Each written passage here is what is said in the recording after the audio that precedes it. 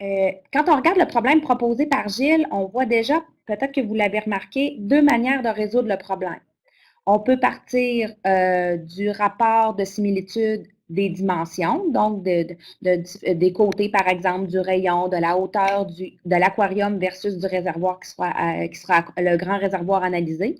On a ces dimensions-là. Ou on peut aussi procéder en allant, une fois qu'on a trouvé notre cas, on peut donc aller chercher le K3, donc le rapport de similitude des volumes, et avec le K3, aller déduire nos mesures de notre aquarium, ou encore procéder uniquement par rapport au K, qui est le rapport des dimensions des côtés, puis retrouver chacune de nos mesures, hauteur de l'aquarium nécessaire, rayon nécessaire, pour ensuite retrouver le volume d'aquarium. Ça aussi, c'est possible de fonctionner de cette manière-là et de trouver, dans ce cas-ci, l'air aussi, si je me souviens bien, pour ne pas dire de mensonges. Donc, deux chemins possibles qui ne nécessitent pas nécessairement d'aller rechercher le fameux K3, le rapport de similitude des volumes.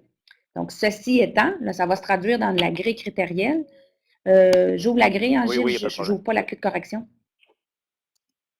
Oui, puis ce que Mélanie vient de mentionner, c'est toujours en tout cas, la difficulté qu'on retrouve, je pense, c'est d'essayer de voir, euh, d'essayer de mettre dans une grille toutes les façons possibles d'y arriver, ou bien on se dit c'est des exemples de solutions, puis on met un autre pour rajouter des choses par la suite. Mais c'est sûr que s'il y a deux façons d'y arriver ou plus, bon, Mélanie semble dire il faut les intégrer dans une grille, là. Alors ça, je ne sais pas, là. À un moment donné, ça fait une grille qui est très longue, là. Le format qu'on a pris, c'est celui-là. Euh, mais bon, s'il faut mettre plus d'informations, c'est peut-être ce qu'il faut faire, là. J'oserais ajouter, c'est pas tant de toutes les mettre, parce que si vous vous souvenez, l'année passée, quand on regardait des épreuves, il y avait souvent, Michel aimait bien la case autre. Donc, on ajoutait l'élément autre, 2 points, puis on se disait, ben, ça peut être libre, comme ça, l'enseignant, s'il voit qu'il y a des manières d'approcher le problème qui n'avaient pas été proposées, bien, à tout le moins, il y aura l'espace pour le faire. Donc, c'est certain qu'il faut simplement penser les différentes manières de résoudre parce que dans la mesure où vous désiriez, supposons, travailler avec le K3, par exemple. On voulait que les élèves là, passent par le K3 pour aller déduire des mesures. Bien, là, on constate avec ce problème-là que ce n'est pas nécessaire de faire. Donc, si le problème avait été conçu pour ça, bien là, ça veut dire que ce n'est pas le cas pour vous dans votre équipe. Donc, on a juste fait état de ces différentes manières de résoudre le problème. Absolument. Donc, je te cède la parole, Gilles, pour présenter un petit peu Oui. les descriptifs de chacun. Oui, ben c'est ça. Donc, j'ai soumis ce travail-là à Mélanie pour avoir une rétroaction aussi. Là. Quand on fait un travail comme ça, surtout avec les critères, on ne sait pas trop où est-ce qu'on s'en va des fois. Donc, c'est ça, dans le critère 1, repérer les informations, bien, ce qu'on écrit là, c'est est-ce que l'élève repère les données importantes? Est-ce qu'il repère le volume du réservoir en gallons, la hauteur du réservoir, le rapport de similitude, les coûts de fabrication par unité d'air? Est-ce qu'il saisit qu'il doit trouver l'air de différentes surfaces d'aquarium? Puis est-ce qu'il saisit qu'il doit trouver un prix de vente? Donc, c'est ça, c'est les données qu'on pensait que l'élève devait aller chercher. Là où ça se corse, comme je disais tantôt, c'est toujours en tout cas pour moi, c'est toujours le critère 1.2 où l'élève doit faire appel à des stratégies. Puis ce que j'ai cru comprendre dans le libellé, on dit l'adulte fait appel aux stratégies suivantes pour sélectionner les savoirs adéquats. Mais en tout cas, pour moi, ça a toujours porté à confusion parce que je me dis, c'est pas à cette étape-là qu'on fait appel au savoir, c'est plus dans le critère 2. Et puis là, ben nous, on avait écrit fait appel aux notions d'air de solide. Là. Vous voyez les deux derniers picots, là. Cherche à trouver les coûts du plexiglas. Je pense qu'effectivement, ça va plus dans la section où on va mobiliser des savoirs, donc ça n'irait pas là. Donc, je pense que je crois, là, si j'ai bien compris, ce qu'il faut retenir dans le critère 1.2, c'est qu'il faut seulement aller voir c'est quoi les stratégies de résolution de problème que l'élève utilise pour résoudre ce problème-là, si j'ai bien compris. Donc, on va ajuster nos libellés en fonction de ça. C'est bien ça, Mélanie? Si Hein? je peux me Oui. permettre d'enrichir les propos de Gilles, il faut comprendre que notre logique, là, depuis 3 ans, ça a été de vivre avec les 3 compétences du secteur jeune telles qu'elles ont été formulées, avec des critères d'évaluation du secteur jeune tels qu'ils ont été formulés. Ça, c'est imposé. Donc, on devait trouver une manière d'intégrer dans un traitement de situation, les 3 compétences parce qu'on ne voulait pas que vous ayez à développer des situations pour chacune des compétences de façon isolée. Donc, notre stratégie était d'y aller, non, allons-y par un traitement de situation, ce qui ressemble davantage au secondaire 4-5, là, au secteur jeune aussi, sauf qu'eux restent quand même avec la problématique de leurs grilles qui ont été distinctes. Nous, on se disait, comme c'est ça les problèmes qu'ils faisaient ressortir, on a dit, on va y aller vers un traitement de situation. Et on doit quand même, les critères sont imposés. Là. Ce qui est à gauche, là, je vais peut-être prendre le. Ah, le voilà, le voici. Donc, ce qui est ici à gauche, ça, c'est imposé. Donc, si vous regardez du secteur jeune, on disait mobilise des stratégies et des savoirs. Nous, on dit non, on veut être capable de distinguer les stratégies et les savoirs. C'est pour ça qu'on vous invite fortement à ne pas trop lire les critères du ministère, là, tels qu'ils sont écrits, et à plutôt prendre le descripteur qu'on a collé aux critères. C'est pour ça qu'il est si difficile, le 1.2. C'est le 1.1, il est facile, c'est les stratégies pour approcher la situation, pour s'approprier le problème. Ça va.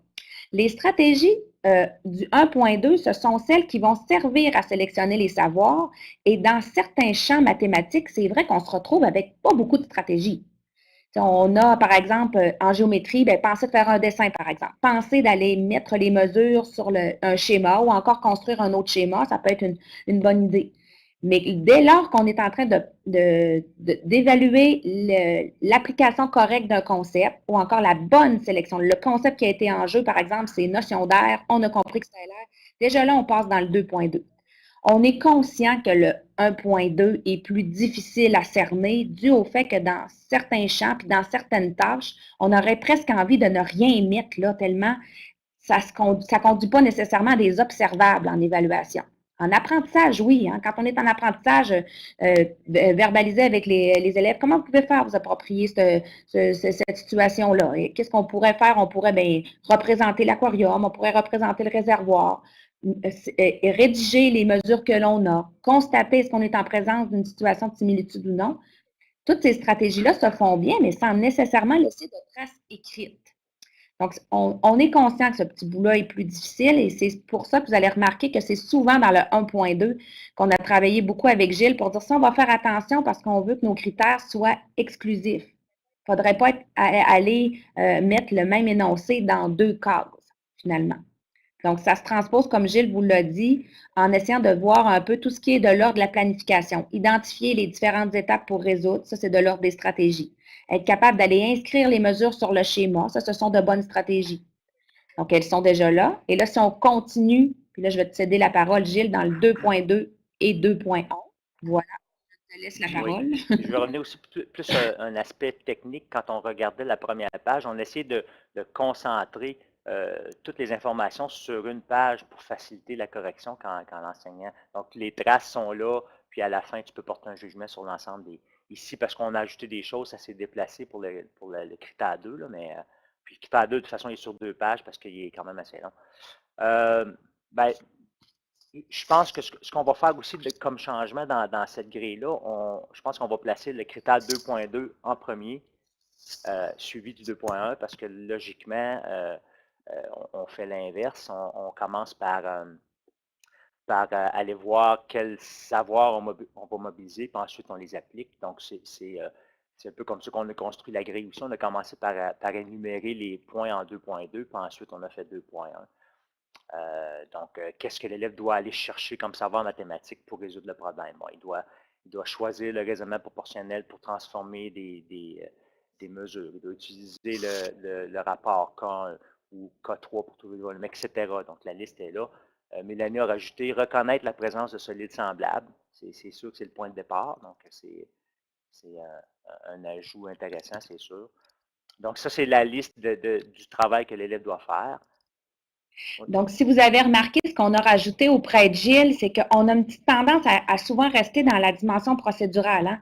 Hein? Comment faire pour trouver les mesures manquantes? Bien, je vais m'appuyer sur un raisonnement proportionnel. Mais avant ça, avant d'embarquer dans le raisonnement proportionnel, il faut reconnaître la présence de solides semblables. Donc, souvent, on est allé rajouter des petits énoncés plus méga, j'oserais dire, qui nécessairement, si j'applique le raisonnement proportionnel, c'est que j'ai reconnu des solides semblables, sinon je ne raisonnerais pas proportionnellement. Mais si je suis incapable de raisonner proportionnellement, qu'est-ce qui fait que j'en suis incapable? Mais c'est souvent parce que j'ai pas reconnu que j'étais en présence de solides semblables. Donc, c'est pour ça que vous avez ces petits éléments-là qui ont été ajoutés. Les règles générales, dans le 2.2, tout avait été bien ressorti. Là. C'est de l'ordre un peu des différents processus qu'on applique pour résoudre la situation. On a regardé rapidement 2.2, donc 2.1, on est dans l'application. Là, Mélanie, tu avais mis quelque chose d'une couleur différente en haut aussi, le libellé en haut. Est-ce que tu voulais... Oui. Oui, Gilles a reformulé le. Il veut dire la même chose parce qu'on se rappelle, chacun des critères, le ministère avait produit un vocable pour donner du sens aux critères, le sens qu'on souhaite lui accorder pour l'évaluation. Puis Gilles l'a reformulé, puis je trouvais que sa manière de le reformuler, ça veut dire la même chose, mais c'est beaucoup plus beau. Donc, c'est pour ça que je l'ai mis en bleu. Il a écrit l'adulte applique avec justesse les savoirs mathématiques appropriés.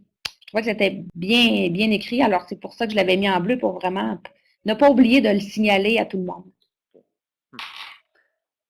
Oui, puis là, tu as ajouté là, les éléments dont tu parlais tantôt là, en rouge, là, à savoir, bon, l'élève pourrait rechercher le rayon du réservoir à partir du volume, donc faire le contraire, au lieu de transformer immédiatement là, gallon en pieds cubes. Donc, établir le rapport de similitude des longueurs, recherche le rayon de l'aquarium.